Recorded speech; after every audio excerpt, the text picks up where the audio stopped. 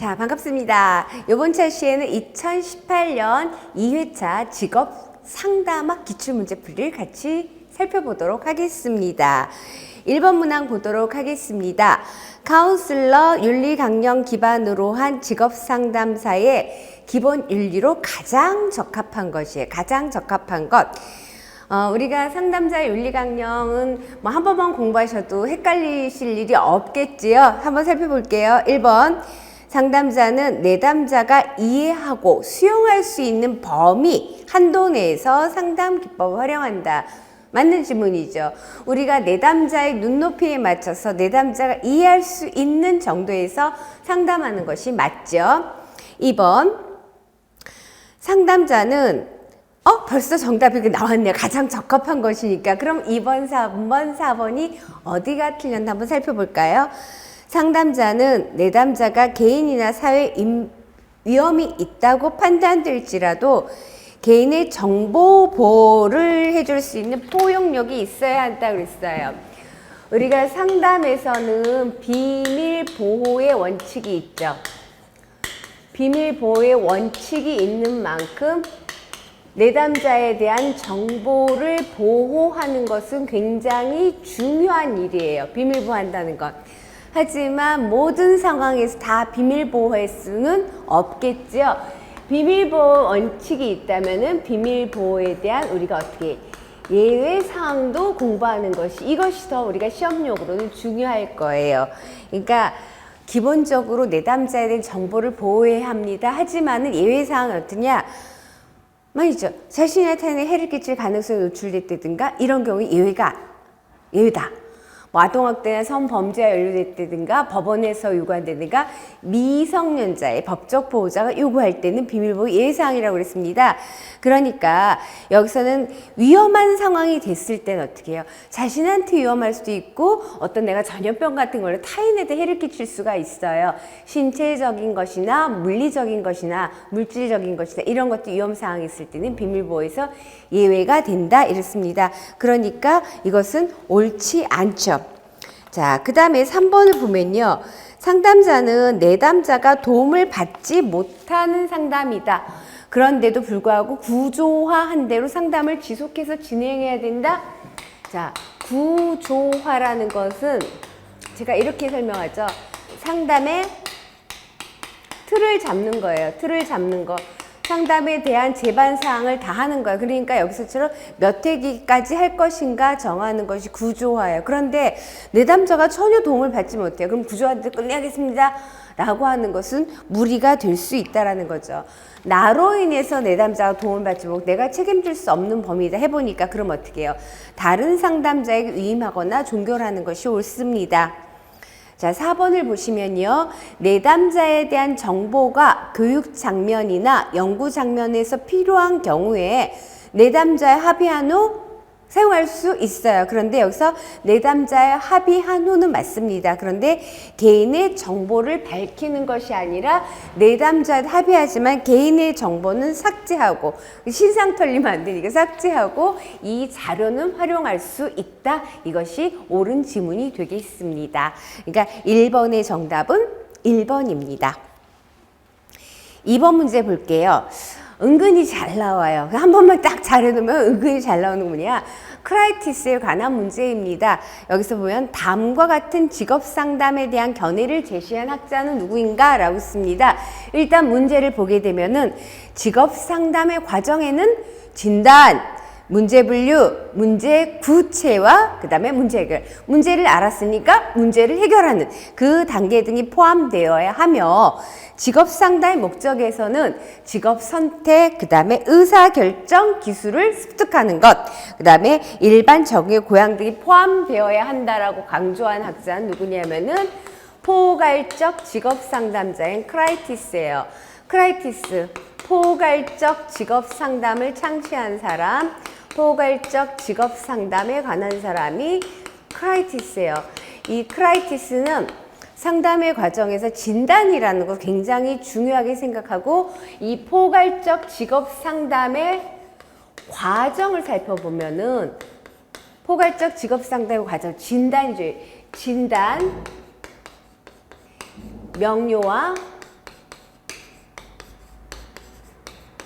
문제 해결의 과정으로 이렇게 설명을 하고 있는 것이 포괄적 직업상담가예요. 수퍼는 진단보다 평가란 용어를 좋아했지만은 크라이티스는 진단이란 용어를 굉장히 중시하고 좋아했죠. 그래서 진단. 그러니까 여기서처럼 진단, 문제를 알아보고 문제를 구체하고 문제 해결 단계. 여기 노가 있죠. 그래서 이것은 누구다? 크라이티스입니다. 크라이티스. 그래서 은근히 잘 나오는 문제, 크라이티스가 제시한 상담 문제 분류, 문제 구체화, 문제 해결을 과정으로 설명하고 있는 포괄적 직업 상담가에 대한 설명입니다. 그러니까 정답은 몇 번입니까? 정답은 3번입니다. 3번 문항 보도록 할게요. 3번 문항. 진로 선택과 관련된 이론이므로 초기에 인생의 발달 과정을 중시하는 이론은 무엇인가 그랬어요. 진로 선택에 관해서 1번 정보 처리론, 인적 정보 처리론이죠. 그 다음에 정신분석 이론, 사회학습 이론, 진로 발달 이론 이렇게 했는데 우리가 큰 범주에서 보면은 이런 것들이 다 진로 발달 이론이죠. 그래서 우리가 살펴봤지만 여기서 진로 발달 이론이라고 4번 하는 것은 어떻게 해요? 발달 단계를 규정해서 설명하고 있는 것이 진로 발달 이론이고요. 그 다음에 인지적 정보 처리론. 이거는 심리학에서 주로 다뤘죠. 인지적 정보 처리. 기억에 의존해서 진로 발달이라는 것은 내가 갖고 있는 인지를 활용해서 진로 발달은 내가 있는 인지를 활용해서 어떻게 해요? 문제를 해결하는 과정이다. 이렇게 보고 있는 것이 인지적 정보 처리론이에요. 그렇죠? 그러니까는 뭐 인생 초기 발달에 관해서 관심을 둔 것은 아니고요. 어떻게 내가 기억을, 인지를 어떻게 활용하느냐 했어요. 자, 사회학습도 우리가 행동주의와 인지주의의 중간적 입장을 취하는 것이 사회학습 이론이죠. 사회학습에서 누구야? 반주라의 사회학습 이론을 근간으로 해서 진로 발달에 관해 설명한 학자는 크롬볼츠죠. 크롬볼츠는 사회학습으로서 환경에서의 영향이 중요하다. 보고 배운다. 중요하다. 그 진로 발달 영향을 미치는. 그래서 유전이라든가 유전과 능력, 유전과 특별한 능력, 환경 조건과 어떠한 사건, 그 다음에 무엇을 학습하였느냐, 학습 경험, 그리고 유전과 특별한 능력, 환경 조건과 사건, 학습 경험을 토대로 해서 발달하는 것이 뭐예요? 과제, 접근 기술이에요. 문제 해결력, 작업 습관 등을 나타내는 이것이 진로 발달에 미친 영향을 설명하고 있는 것이 사회학습 이론이죠. 자, 그러면 정답은 몇 번이냐면은 정신분석 이론이죠. 정신분석은 심리학의 기본 이론, 상담의 기본 이론이에요. 지그문트 프로이트로부터 출발한 정신분석 이론에서는 프로이트 정신분석 어떻게 해요? 내담자가 생후 5년간의 경험 속에서 어떤 것을 경험했느냐가 성격 형성 굉장히 중요한 영향을 준다라고 보는 이론이 정신분석 이론이에요. 그러니까 크롬볼츠가 아니고 프로이트의 정신분석 이론을 근간해서 우리가 대표적으로 정신역동적 직업상담가 누구예요? 보딘이나 나우만 세갈 등은 이 학자는 어떻게 해요? 어렸을 때 충족되지 않는 무의식적 욕구가 직업 선택에 영향을 준다라고 보는 것이 누구예요? 보딘이에요. 그러니까 생후 5년간의 경험이 굉장히 중요하다. 인생 초기 경험이 엄청나게 중요하다 보는 학자가 보딘, 나우만, 세갈, 그러니까 정신분석과 관계된 학자입니다. 그래서 어렸을 때 경험이 굉장히 중요하다. 그래서 정답은 정신분석 이론입니다. 3번의 정답은 2번이죠. 4번 한번 보겠습니다. 행동주의 직업상담에 사용되는 학습 촉진 기법과 가장 거리가 먼 것은 무엇인가? 라고 써요. 행동주의 기법, 행동주의는 다양한 상담 기법이 있는데 여기서는 학습을 촉진하는 기법, 학습 촉진 기법. 그러니까 적응 행동을 양성하는 기법이 있고 안 좋은 행동, 부적응 행동을 감소시키는 방법. 그 대표적으로 부적응 행동, 불안, 이거에 관심을 가져서 불안 감소 기법 이렇게 크게 두 가지로 나눌 수가 있겠지요. 물론 또 이렇게도 나눠볼 수가 있어요. 외적 행동, 내적 행동. 뭐 이렇게도 나눠볼 수가 있긴 한데 지금 학습 촉진 기법, 행동주의에서 어떻게 해요? 자극과 반응 결합해서 환경 자극의 수는 강화의 빈도에 따라 행동이 양성되는 거. 그래서 대표적으로 강화라는 거. 바람직한 행동을 양성하도록 하는 것이 강화죠. 강화. 그래서 강화. 그러니까 스키너의 주작적 조건 형성의 근거에서는 강화. 그죠? 그리고 무슨 말이냐면 좀 전에 할 때 사회학습은 행동주의와 인지주의 중간적 입장을 한다 했어요. 환경도 중요하지만은 유기체의 내적인 활동도 중요하다라고 생각하는 것이 사회학습 이론이에요. 그래서 기법적으로 사회학습 이론, 대표적으로 모델링 같은 거, 사회학습에 강조하는 이런 것도 행동주의에서 보고 배우도록 바람직한 행동을 보고 배우도록 하는 거, 학습 촉진 기법이 되겠죠. 그 다음에 구별하기, 자극을, 주어졌던 자극을 구별할 수 있도록 학습하는 거. 이것도 학습 증진 기법이에요. 그러니까 여기서 1번 강화, 학습 촉진 기법 맞죠? 3번, 4번도 맞습니다.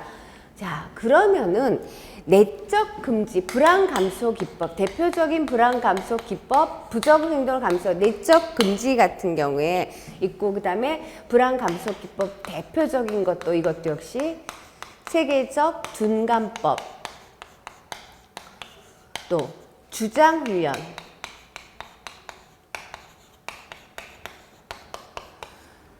그다음에 뭐 노출법, 홍수법 이런 것들이 불안 감소 기법이죠. 그럼 내적 금지도 불안을 감소하는 기법인데 이거 뭐냐? 어떤 것 때문에 불안, 내가 강아지에 너무 불안을 느껴요. 그러니까 어떤 추가적 강화되니까 강아지에 계속 노출시킴으로써 불안을 갖다 감소시킬 수 있도록 하는 것. 다른 자극을 또 다시 주는 것이 아니라 그것이 내적 금지입니다. 그러니까 이것은 크게 두 가지로 분리할 때 학습을 증진하는 기법과 불안을 감소하는 기법 볼 때는 내적 금지는 학습 촉진 기법이 아니라 불안 감소 기법. 다시 말하면은 부적응 행동을 약화시키는 기법이죠. 학습을 하도록 하는 것이 아니라 적응 행동을 강화시키는 것이 부적응 행동을 약화시키는 방법이다. 그래서 4번의 정답은 2번입니다. 5번 보겠습니다. 특성 요인 이론에 관한 것입니다. 직업 상담에서 특성 요인 이론에 관한 설명 옳은 것이에요. 옳은 것. 자, 보게 되면은 특성 요인, 개인이 갖고 있는 특성과 환경에서 요구한 요인이 잘 맞으면, 그러니까 개인의 독특한 특성이 있고 독특한 특성을 측정 가능하다 보는 것이 특성 요인 이론이죠. 그래서 많은 심리 검사를 활용해서 상담하는 것이 특성 요인 직업 상담입니다. 그럼 1번 한번 보도록 하겠습니다. 대부분의 사람들은 6가지 유형으로 성격 특성을 분류할 수 있다. 여기 특성이라고 했지만은 6가지 성격 특성. 자, 6가지 성격 특성.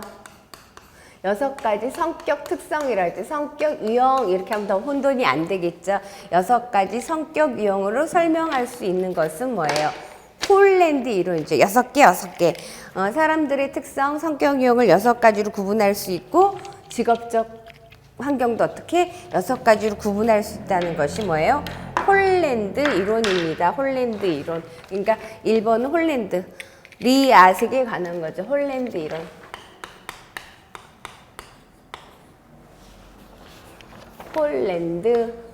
홀랜드. 잘 아시죠? 자, 그 다음에 2번을 보시면요. 각각의 개인은 신뢰할 만하고 다당하게 측정될 수 있는 고유한 특성이 있다는 거예요. 각 개인은, 고유수라는 개인은 나만의 고유한 특성이 있다는 거죠. 이 특성은 신뢰할 만한 것을 어떻게 하다? 측정할 수 있다라는 거예요. 이 지문도 잘 보셔야 돼요. 어떤 애는 각 개인은 신뢰할 만한 타당하게 측정될 수 없는 이렇게는 그러잖아요. 측정할 수 없다면 우리가 심리검사를 할 수가 없겠죠. 측정할 수 있는 그래서 요거는 특성 요인에 대해서 옳게 설명한 것 정답은 2번입니다. 그러면 3번을 보시면 개인은 이를 통해서 개인의 욕구를 성취하도록 동기화되어 있다. 우리가 욕구를 충족하기 위해서 욕구 이론이죠. 누구의? 앤로우의 욕구 이론, 매슬로우의 욕구 위계론을 근간으로 설명하는 앤로우의 욕구 이론입니다. 3번은. 자, 4번을 보시면요.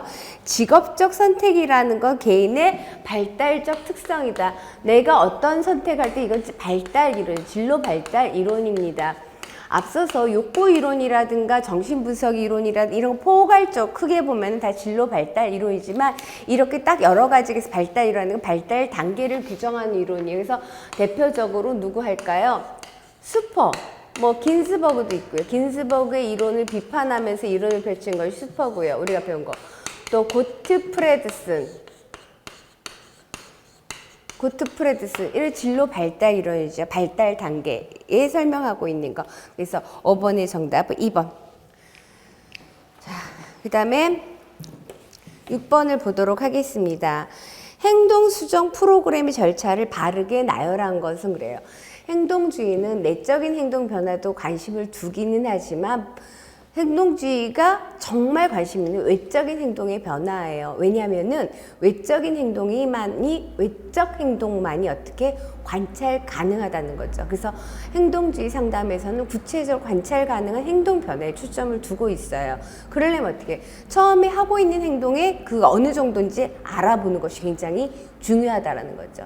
예를 들어 금연을 해야겠다. 그러면 어떻게 해요? 지금 담배를 피우고 있는 행동에 대해서 알았죠. 금연을 해야겠다는 생각을 하고 담배를 피우고 있는 행동 변화를 하려면 어떻게 해요? 지금 몇 개 피우느냐? 예를 들어서 기저행동을 판단해요. 그러고 나서 들어가는 거예요. 그래서 여기서 보면은 제 행동주의 상담에서 그 수정의 단계를 보게 되면 제가 설명을 한 대로 자, 금연을 해야겠다라고 하는 거예요. 그러니까는 일단은 첫 번째 목표 행동을 정의하는 거예요. 목표 행동. 내가 어떤 행동을 할 것인가. 목표 행동을 정의하고 금연해야겠습니다. 목표 행동을 정의합니다.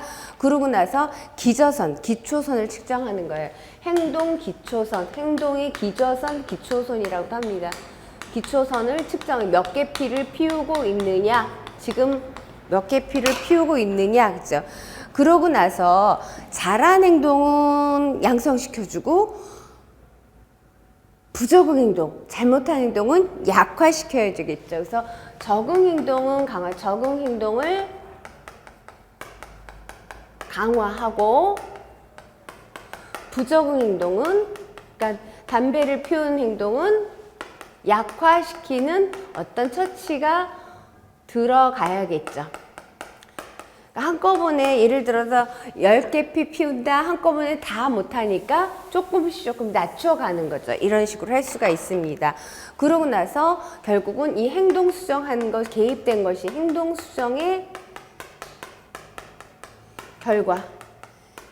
수정의 결과를 검증하는 것이 중요하며 그 다음에 여기서 끝나는 게 아니에요. 여기서 이제 담배를 안 피웠어요. 이제 안 피웠는데 지금 문제는 어떻게 계속적으로 안 피우길 바라는 거죠. 그래서 그 다음에 일반화할 수 있도록 행동이 일반화하도록 하는 이것이 행동 수정의 단계라고 볼 수 있어요. 프로그램 절차라고 볼 수가 있어요. 그럼 이런 식으로 되어 있는 거 어떻게 해요? 처음에 목표 행동 정의하는 니은이네요. 그러니까 1번 아니면 2번이에요. 자, 목표 행동 정의 1번, 니은 맞죠? 그 다음에 해야 되는 것이 무엇이다? 행동의 기초선을 측정하는 거예요. 그러니까 니은, 디귿, 미음, 리를 기억하는 1번이 정답입니다. 그러니까 행동 목표를 정하고 나서 리을번을 먼저 할 수는 없죠. 행동 결과를 먼저 수정 결과를 먼저 검증하는 것이 아니라 기저선을 측정한 다음에 그 다음에 잘할 수 있도록 못하는 거 삭제할 수 있도록 하고 이것을 검증한 다음에 일반화할 수 있도록 하는 것이다. 그죠? 7번 보겠습니다. 이것도 심리학에서 많이 다뤘던 내용입니다. 좀 전에 발달 이론 할 때 스퍼, 긴스버그, 거트프레드스 이렇게 나는 포괄적이 아니라 제가 진로 포부 발달이라는 포괄적이 나와버렸습니다. 고트프레드스는 9에서 13세 시기에 개인에게서 어떤 직업적 포부가 발달한다고 보는가 그랬어요. 고트프레드스 이론은 고트프레드스의 진로 발달 이론은 진로 포부 발달이죠.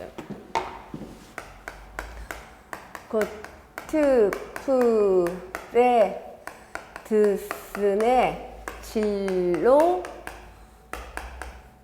포부 발달 이론.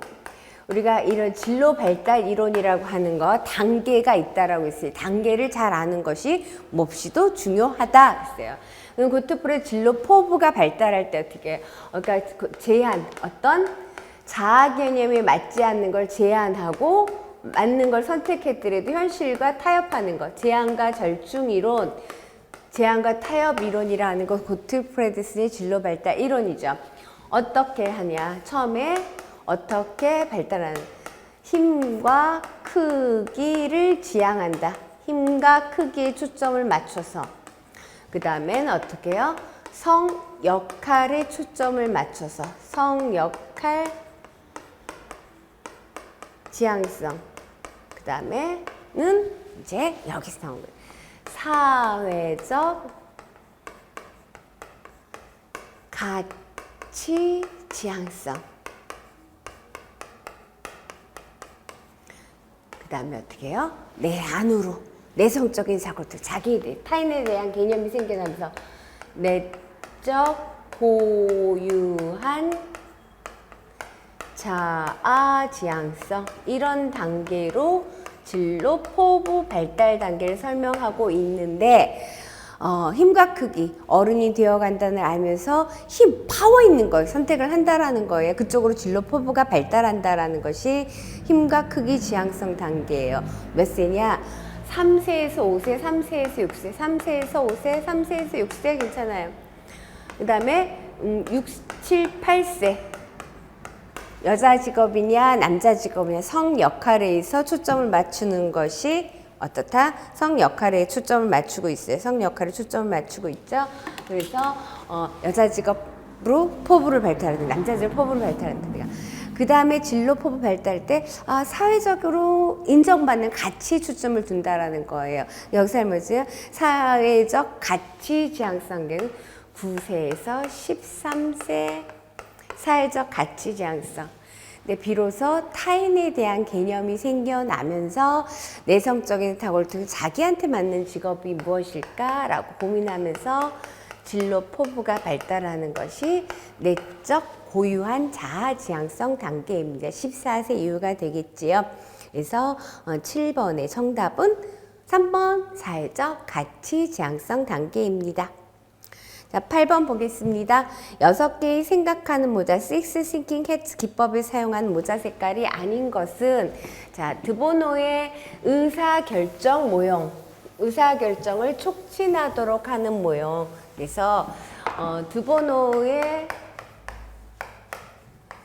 6색 모자 기법 원색을 따지는 거죠. 어떻게? 흰색, 흑색, 검은색, 빨간색, 적색, 그 다음에 또 어떻게 해요? 황색, 노란색, 그 다음에 녹색부터 할까요?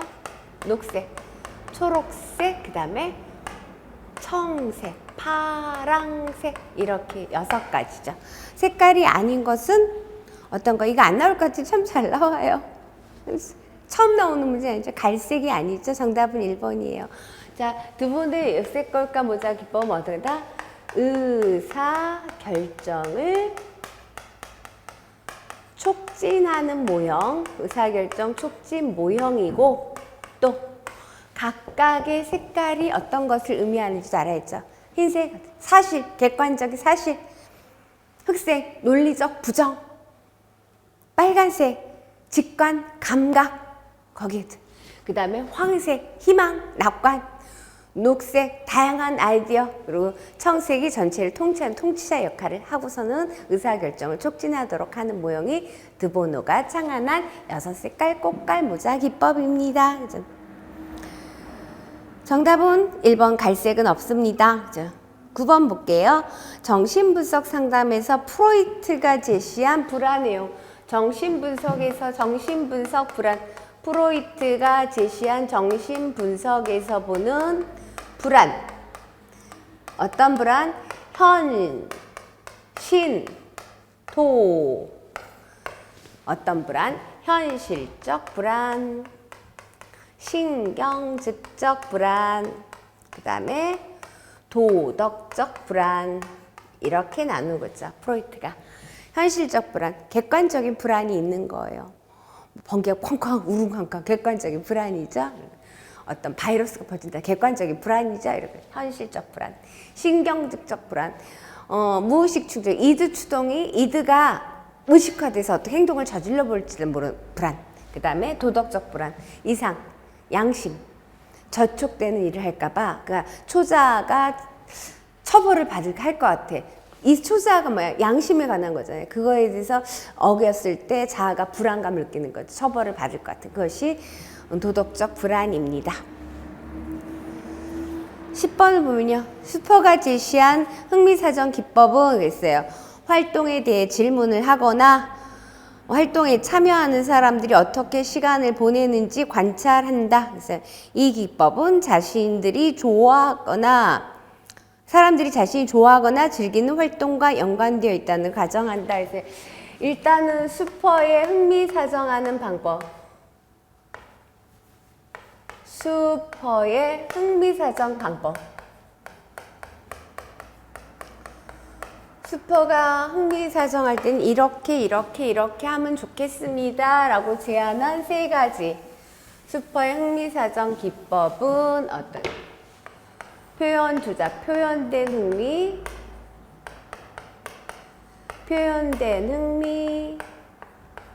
조작, 작동된 흥미, 그 다음에 뭐예요? 조사된 흥미, 표현 조작, 조사, 표현된 흥미, 조작된 흥미, 조사된 흥미. 이거 3가지인데 그러니까 1번 표현, 2번 조작, 3번 선호는 없어요. 다음에 슈퍼가 말하는 흥미사전 기법에 해당하지 않는 것은 그럼 선호는 아니죠. 그다음 조사된 흥미 있어요. 가장 많이 사용하는 것이 조사된 흥미죠. 여러 가지 도구를 사용해서 할 수 있는 거. 표현, 물어보는 거죠. 어떤 걸 좋아해? 어떤 걸 재밌어해? 뭐 하고 싶어? 이런 거. 2번, 어떤 활동에 참여하고 싶고 어떤 활동을 하는 사람들이 어떻게 행동하는지 작동, 조작하는 걸 보는 거죠. 그래서 정답은 2번이에요. 조사된 흥미는 어떤 직업, 특정 직업에 종사하는 사람의 유사점 무엇인가, 차이점 무엇인가 이걸 비교해서 흥미를 알아보는 거. 그래서 가장 많이 사용하는 흥미 기법이 조사된 흥미예요. 정답은 몇 번? 조작된 흥미 2번이 되겠습니다. 11번 보겠습니다. 요스트가 제시한 건데 직업 선택을 위한 마지막 과정인 선택할 직업에 대해서 평가해야겠죠. 내가 어떤 직업 선택할 평가할 과정 중에서 요스트가 제시한 방법이 아닌 것은 그래서 요거는 다 외운다는 것보다도 요스트가 제시한 직업 평가 과정에서 필요한 요스트가 제시한 직업평가 방법이 되겠죠. 그래서 이렇게 기출을 토대로 해서 공부를 하시는 것이 좀 경제적이라고 가성비가 있다고 할 수 있는데 그래서 전 설명하니까 요스트가 제시한 직업평가 방법을 보면 1. 원하는 성과 연습이 있습니다. 원하는 성과. 그러니까 그 직업을 선택해서 내가 어떠한 성과를 얻을 수 있는 것인가 이걸 갖다 연습해서 그 직업에 대해 평가해 볼 수 있다라는 거죠. 그러니까 직책이라든가 금전, 자율성, 창의성 뭐 이런 것 등을 갖다가 그 직업이 얼마나 제공할 수 있느냐, 원하는 것을 얻을 수 있느냐라는 것. 그 다음에 찬반 연습이 있어요. 그 직업들에 관해서 좋은 점은 무엇이고 안 좋은 점은 무엇인가 이렇게 따져서 그 직업을 평가해 보는 것. 그 다음에 이제 대차 대조표를 회계 같죠. 대차 대조표. 대차 대조표로 연습해 볼 수도 있다라는 거예요. 그러니까는 직업들 선택에 가장 영향을 받게 될 영역은 무엇인가? 내가 이 직업을 선택할 때 가장 큰 영향을 준 것은 무엇이고 준 사람은 무엇인가? 이걸 통해서 그 직업의 장단점 평가해 볼 수도 있고요. 확률 추정 연습. 확률을 통해서 확률로 추정해 보는 거죠. 확률 추정 연습. 확률 추정 연습은 예상한 결과들이 얼마만큼 일어날 수 있을까죠. 그러한 결과들이 100% 일어날 수는 없겠죠. 근데 100%라고 자신할 수도 있고요. 선택 평가할 때 100% 일어난 일은 없지만 내가 그렇게 연습해 보는 거죠. 혹은 미래를 내다보는 거. 미래를 내다봄.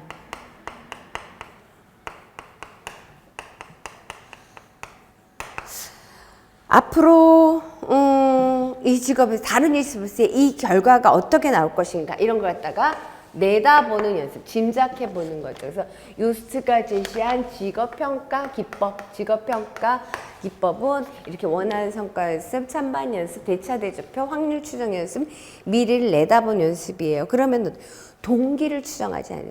동기라는 것은 내가 그리고 사실 동기를 추정한다는 말은 조금 더 어울리지도 않죠. 동기는 내가 그것을 선택하고자 하는 이유가 뭘까? 원동력이 뭘까? 이런 것들이 동기인데 그것을 제시하지는 않았다는 것. 그래서 정답은 4번입니다. 자, 그 다음에 12번 보시면요. 스나이드 등이 직업 상담을 하며 접할 수 있는 내담자의 변명을 종류별로 구분했다. 이제 우리가 변명에 초점 맞추기 할 때 내담자 행동 이해 과정의 변명에 초점 맞추기 할 때 이렇게 나오는데 스나이더가 되는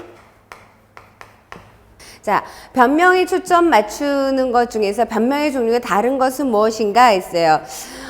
내담자 행동 이해할 때 스나이더나 히기스, 터키 등이 이렇게 정리를 했는데요. 자, 어떻게 책임 회피하기. 책임 회피하기. 아니면은 결과 조작. 결과를 다르게 조작하기. 결과를 다르게 조작하기. 책임을 회피하는 게 아니라 책임을 변형시키기. 이렇게 세 가지로 제시를 스나이드 등이 했습니다. 그러면 책임 회피하기, 내가 안 그랬어요 라고 하는 거, 결과를 다르게 조작하는 거, 뭐 그게 그렇게 나빠요?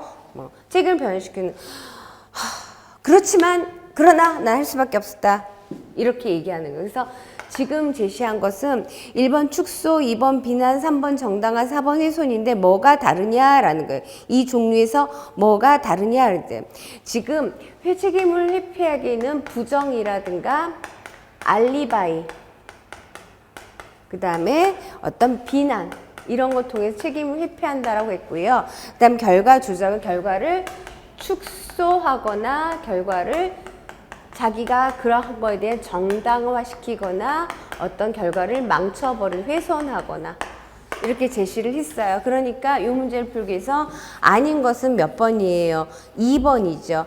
축소, 정당화, 훼손은 결과를 어떻게 해요? 다르게 조작할게요. 그 다음에 책임을 변형시키는 건 정말 내가 아니었고 그럴 수밖에 없었고 그건 뭐 어쩔 수가 없었어요. 그런 의미가 아니에요. 이렇게 얘기하는 거예요. 책임을 변형시키기입니다. 그래서 스나이드 등이 제시한 변명의 종류가 다른 것 1, 2, 3, 4 중에 다른 것은 뭐다? 비난. 비난은 책임 회피하기에 해당된다. 2번이 정답입니다. 13번 보겠습니다.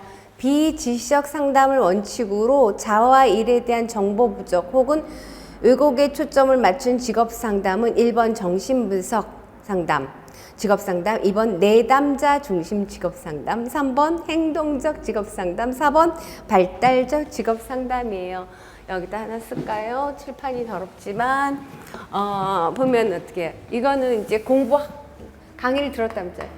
인간 중심 상담, 비지시적 상담,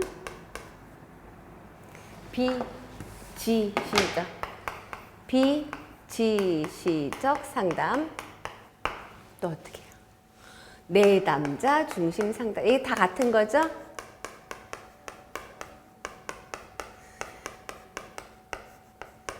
진단하자. 누구? 로저스가 창안하죠. 로저스가. 자, 처음에 로저스는 정신분석과 지시학상 특성력에 반발해서 비지시학 상담 강제하지 말자. 그걸 갖다 이제 내담자 중심이라고 바꾼 다음에 그 다음에 인간 중심 상담을 바꾼 거예요. 로저스 자체가. 그래서 이거 자체는 비지적 상담 원칙 내담자에 지시하지 않고 그러면 어떻게 내담자 자와 일에 대한 정보 부족 또는 왜곡에 초점을 맞춘 상담. 뭐예요? 내담자 중심 상담이죠. 14번 형태주의 상담 기법과 가장 거리가 먼 것은 형태주의, 지금 여기에서 어떻게 자각자각 하는 걸 초점을 맞춘 것이 펄스가 제안한 상담, 형태주의 상담입니다. 그래서 게스탈트 테라피, 형태주의 상담.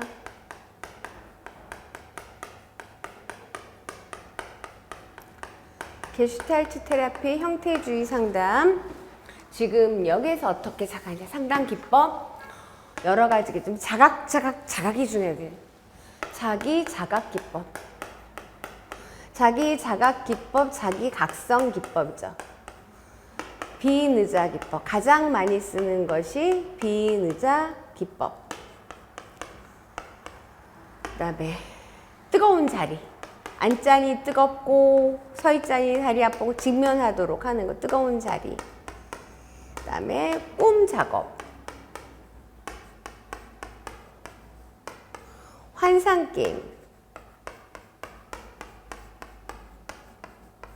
혹은 반대로 생각 역전 기법. 이런 것 등이 형태주에서 주로 쓰는 기법이 되겠습니다. 가장 거리가 먼 것은 탈중심화죠. 탈중심화는 인지치료, 백의 인지치료에 대해 내가 어느 그 나에 대해서 벗어나도록 하는 거예요. 그러니까 인지치료는 사고에 초점을 맞추죠. 너무 자기 중심화 시켜서 하는 사고를 벗어나도록 하는 것이 탈중심화입니다. 4번은 인지치료는 탈중심한 인지치료 기법이다. 14번의 정답은 4번이고요. 그 다음에 톨버트 집단 직업 상담 강조하는 톨버트가 제시한 집단 직업 상담 요소에 대한 설명 옳은 것입니다. 자, 집단 상담 일정. 가능한 한 모임의 횟수를 늘려야 된다? 그럴 필요는 없죠. 가능한 한 모임의 횟수를 늘릴 필요, 적절한 모임의 횟수를 갖는 거죠. 그 다음 2번.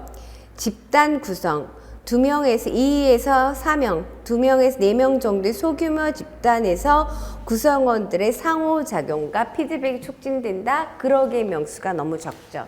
집단 상담의 적절한 명수 쭉 정해져 있는 8에서 12명 이내 정도죠. 너무 이렇게 예를 들어서 2명, 4명은 상호 교류할 수 있는 폭이 굉장히 적다라는 거죠. 그 다음에 과정을 보면은 집단 상담 과정은 5가지 유형의 활동으로 이루어진다. 이것이 또 잘 나오는 부분입니다. 톨버트가 제시한 집단 상담의 과정에서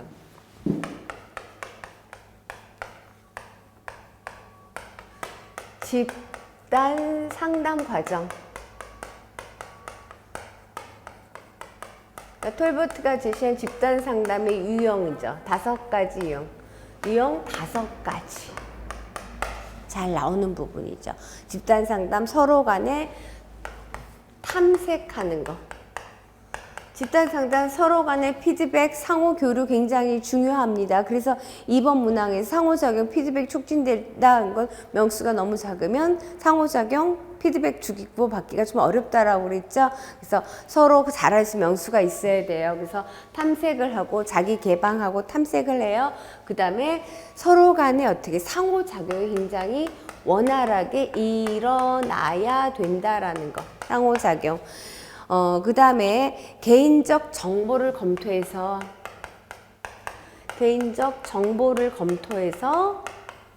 목표와 연결하는 거. 정보 검토해서 목표와 연결하는 거죠. 내가 갖고 있는 나의 정보를 잘 오픈해서 서로 상호작용해서 목표와 연결할 수 있도록 하는 거. 그리고 나서 직업적인 정보, 어떤 교육적인 정보를 얻어내는 거예요. 서로 간에 획득해서 검토하는 거. 그리고 나서 어떻게 해요? 의사 결정이 이루어져야겠죠. 톨버트가 제시한 집단 상담 과정에는 5가지가 있다 그랬어요. 그러니까는 15번의 정답은 3번 맞습니다. 그 다음에 4번. 집단의 리더는 상담의 목표가 달성되었는지 평가하고 구성원에게 피드백한다.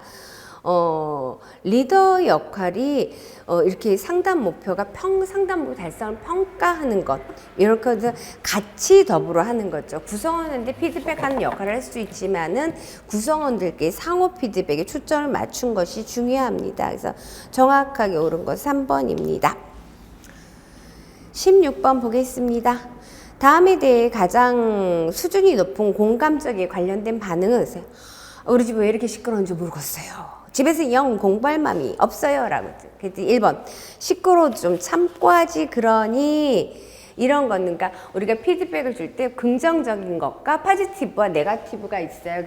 그래서 네거티브 피드백인지 포지티브 피드백인지, 시끄러워도 좀 참고 하지, 그러니. 시끄러워도 좀 참고 하지, 그러니. 이러더라고요. 수준적으로 보면 이거는 수준 2에 해당하는 거예요. 네거티브 피드백이죠. 자, 2번 보면은, 그래, 집이 시끄러우니까 공부하는데 많이 힘들지. 포지티브 피드백은 한데 이건 수준 3에 해당이 돼요.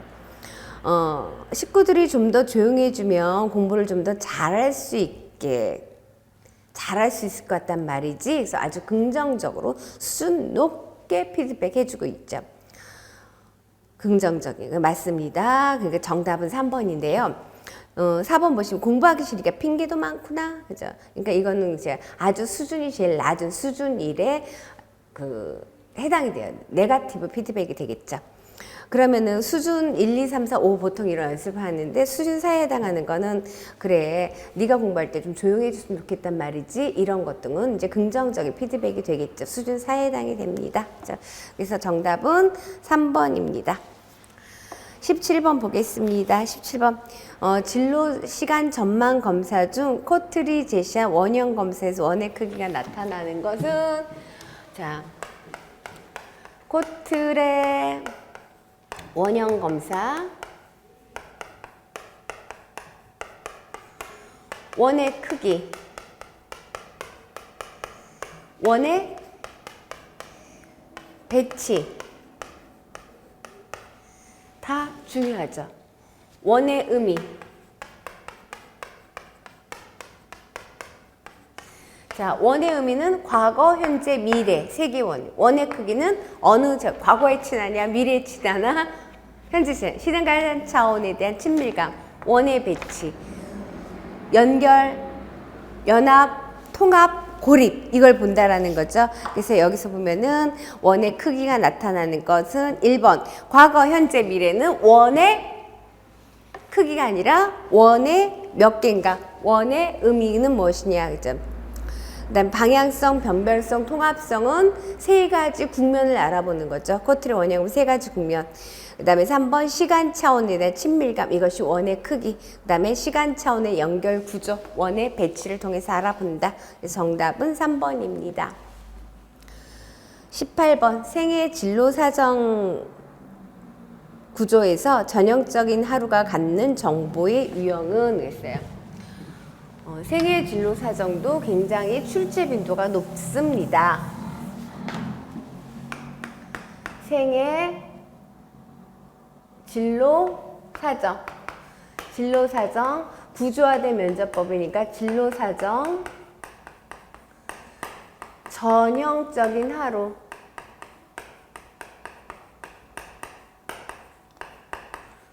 자, 그 다음에 감점과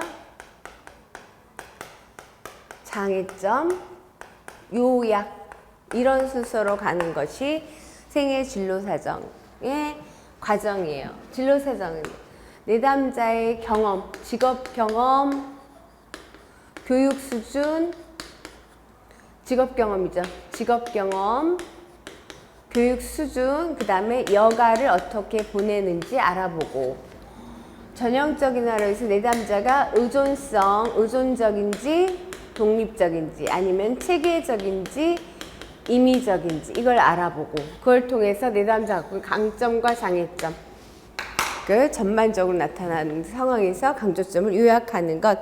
그래서 여기서는 전형적인 하루가 갖는 정보용은 1번 내담자의 의존적, 독립적, 자발적, 체계적 특성을 알아보고자 한다. 정답은 1번입니다. 일의 경험, 훈련 과정과 관심사, 오락 이것은 진로 사정 단계에 사는 거죠. 주요 강점과 장애물은 강점과 장애 과정에서. 그래서 생애 주제에 대한 동기, 목표 설계와 관계된 정보 이건 요약해서 정리해 볼 수는 있겠네요. 정답은 1번입니다. 19번 보겠습니다. 경청, 효과적인 경청, 적극적 경청. 다음 중 효과적인 적극적 경청을 위한 지침과 가장 거리가 먼 것은 자, 1번 내담자 음조를 경청한다. 맞죠? 사실 중심으로 경청한다. 맞는 것 같은데 사실 중심보다도 사실 겉으로 표면적으로 드러난 사실 그 밑바닥에 있는 어떤 의미인가 이것까지 파악하는 것이 적극적 경청, 액티브 리스닝에서 사실적 그런 것뿐만 아니라 내담자가 어떠한 동기를 갖고 있냐, 내담자가 어떠한 정세 상태인가 이걸에 의미를 두면서 피드백을 주는 것이 적극적 경청입니다. 그러니까는 적극적 경청을 위한 지침과 가장 거리가 먼 것은 2번입니다. 3번 내담자 표현의 불일치를 인식하는 거죠. 직면해야겠죠. 그래서 내담자가 보이는 일반화, 빠뜨린 내용, 왜곡 등도 파악한다. 그랬어요. 사실만 경청하는 것이 아니다. 19번의 정답 2번입니다. 자, 마지막 문제 보도록 하겠습니다. 좀 전에 직면이라는 얘기를 했는데요. 20번 다음 사례에서 직면 기법에 가장 가까운 반응은 직면이라는 거예요. 언어와 비언어의 불일치를 도전시키는 거. 내담자가 미처 깨닫지 못했을 수도 있고 아니면 내담자가 인정하기가 두려워서 거부하는 어떤 부분을 도전시키는 것, 직면이다. 자, 집단 모임에서 여러 명의 집단원들로부터 부정적인 피드백을 받은 후 한 집단원에게 다른 집단원이 그의 느낌 물자 아무렇지도 않다고 하지만은 그의 얼굴 몹시 굳어 있을 때 지도자가 이를 직면하고자 한다. 이렇게 땡땡씨 지금 느낌이 어떤가요? 이건 그냥 질문이죠. 이 땡땡씨가 방금 아무렇지도 않다고 했는데 어쩐지 믿기지 않는군요. 3. 땡땡씨 내가 만일 땡땡씨처럼 그런 지적을 받았으면 몹시 기분이 언짢았겠네가 아니라 직면이란 뭐예요? 언어와 비언어의 불일치. 이 내담자가 미처 모를 수 있어요. 아니면 자기가 불쾌하다는 걸 인정하기 싫을 수도 있어요. 그걸 도전시킨다고 했어요. 4번 땡땡씨 아무렇지도 않다고 말하지만 지금 얼굴이 아주 굳어 있고요. 목소리도 떨리는군요. 이걸 도전시키는 거죠. 내적으로 지금 어떤 불편한 감정이 있는 것 같은데요. 반응이 궁금하네요. 라고 직면하는 것입니다. 그래서 정답은 4번입니다. 이상으로 2018년 제2회차 직업상담화 기출풀이를 마치도록 하겠습니다. 고맙습니다.